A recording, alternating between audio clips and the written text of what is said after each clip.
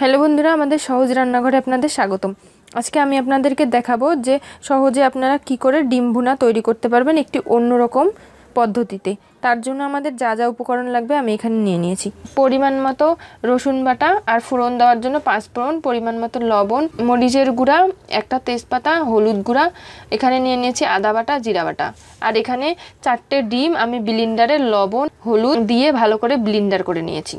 তাহলে আসুন জেনে নেওয়া যাক যে আপনারা কি করে একটু অন্যরকম ডিম ভুনা তৈরি করতে পারবেন। ডিম সেদ্ধ করে কেকের মতো তৈরি করে এই ডিম ভুনাটি কি করে তৈরি করতে হয় আসুন তাহলে জেনে নেওয়া যাক। বন্ধুরা, আমি চুলায় প্রেসার কুকার বসিয়ে দিয়েছি এবং প্রেসার কুকারে আমি 2 কাপ পানি দিয়েছি, 2 কাপ পরিমাণে। এখন আমি যে ব্লেন্ডার করা ডিমটা রয়েছে সেই ব্লেন্ডার করা ডিমটা যে বাটিতে উঠিয়ে নিয়েছি সেই বাটিটা সহ ঢাকনি দিয়ে এখন আমি এই গরম পানিতে দিয়ে দিচ্ছি। আমি বাটিটা বসিয়ে দিলাম। এখন আমি প্রেসার কুকারের ছিপি লাগিয়ে দিচ্ছি। এখন এই অবস্থায় 2টি সিটি দেওয়ার পরে নামিয়ে নিতে হবে। তাহলে আমরা 2টি সিটি দেওয়ার পরে আবারও ফিরছি। হ্যালো বন্ধুরা, আপনারা দেখতেই পাচ্ছেন যে আমরা যে ডিমের বাটারটা দিয়েছিলাম প্রেসার কুকারে সেটা দেখতে একদমই হুবহু কেকের মতো হয়ে গেছে। এখন আমরা এটাকে কেটে নেব।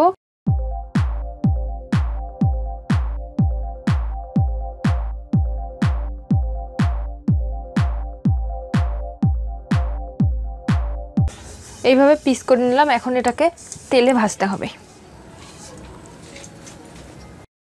বন্ধুরা, আমরা কড়াইয়ে তেল দিয়ে দিয়েছি। এখন তেলটা গরম হয়ে গেছে। এখন এই তেলের মধ্যে কাটে রাখা ডিমগুলো পিসগুলো দিয়ে এখন বাদামি কালার করে ভাজবো। এখন আমি ডিমগুলো দিয়ে দিচ্ছি।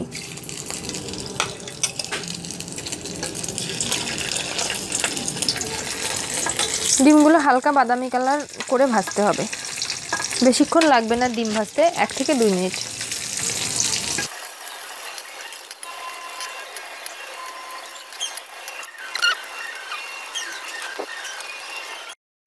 আমাদের এপিট ওপিট ভাজা হয়ে গেছে। আমরা খালি এপিট ওপিট করে ভেজে নিয়েছি। এখন আমরা তেলের থেকে তুলে নিচ্ছি পাত্রে।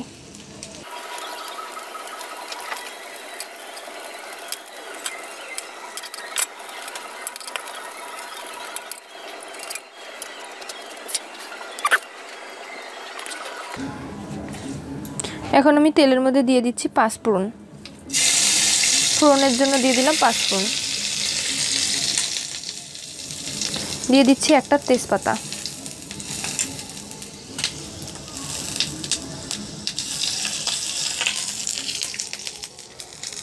এখন দিয়ে দিচ্ছি পেঁয়াজ কুচি।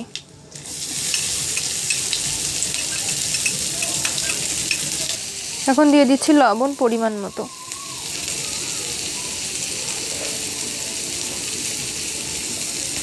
দিয়ে দিচ্ছি হলুদের গুঁড়া পরিমাণ মতো।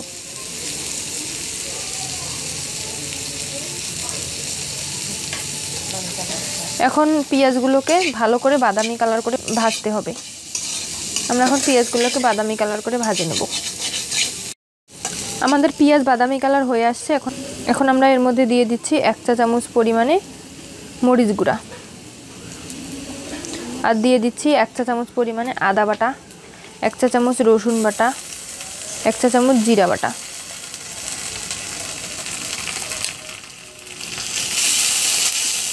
এসব উপকরণগুলো পেঁয়াজের সাথে ভালো করে ভাজতে হবে।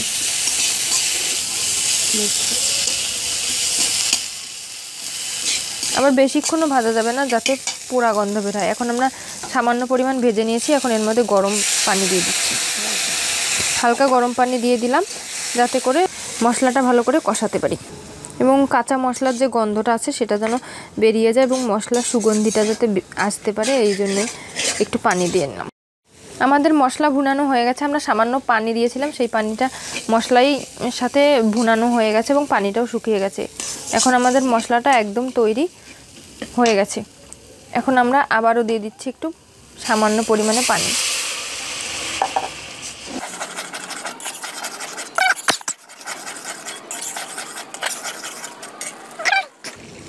এখন আমরা ভেজে রাখা ডিমগুলো ছেড়ে দিচ্ছি একের পর এক।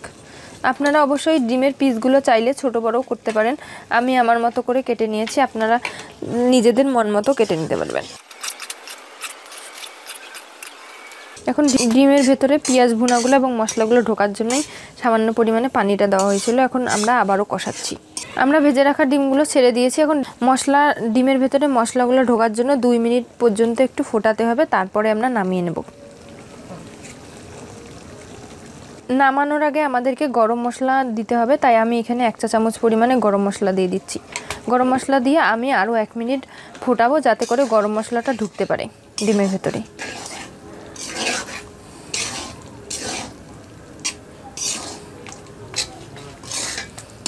বন্ধুরা, আমাদের কেকের মতো ডিম ভুনাটি একদম রেডি হয়ে গেছে। আমরা পাত্রে ঢেলে নিয়েছি। এখন আপনারা দেখতেই পাচ্ছেন এর কালারটা অনেক সুন্দর হয়েছে এবং এটা খেতেও অনেক সুস্বাদু। আপনারা এই সহজ রেসিপিটি অবশ্যই করে বাসায় চেষ্টা করবেন এবং রান্না করে খেয়ে দেখবেন, অনেক মজা এবং সুস্বাদু। তাহলে বন্ধুরা, আজকে এই পর্যন্তই। ধন্যবাদ সবাইকে।